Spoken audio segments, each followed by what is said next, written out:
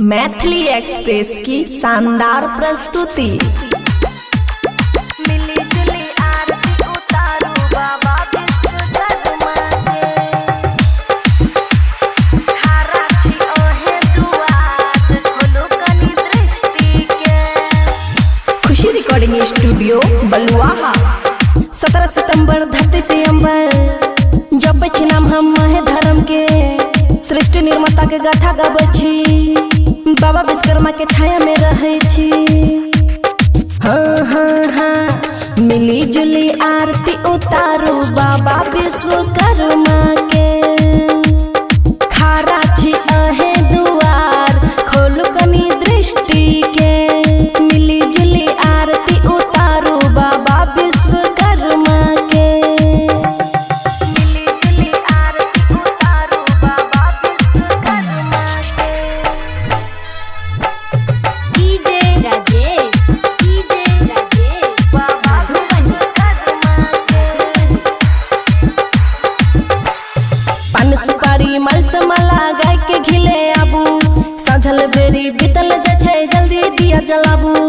साझल बेरी बीतल जे छै जल्दी दिया जलाबू। हाँ, पान सुपारी मल से मला गाय के घिले आबू। साझल बेरी बीतल जे छै जल्दी दिया जलाबू। सिर मुकुट कमाल है, माथे पर चंदन लाल है। चारों भुजाओं चार रंग है, बाबा का अस्त्र शस्त्र है। धर्म बचावे धरती के, हाँ हाँ हाँ। मिली जुली आरती उतारू बाबा विश्वकर्मा के। खारा छी ओहे दुआर, खोलू कनी दृष्टि के।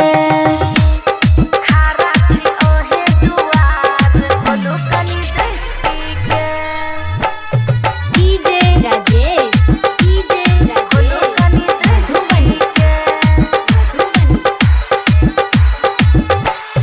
माटी के मूर्ति साचो बिराजे लागे बलशाली। राइटर ओम प्रकाश नजरिया खुशी साजे डाली। खुशी साथे डाली, खुशी साथे डाली। हाँ, माटी के मूर्ति साचो बिराजे लागे बलशाली। राइटर ओम प्रकाश नजरिया खुशी साजे डाली। सोना के लंका बना दिया, श्री राम के सेवक जला दिया। अंधों को बाबा आँख दिया, कोढ़िया को दिया है काया। ओहे के चरण सिर नवाबै छी, हाँ हाँ हाँ।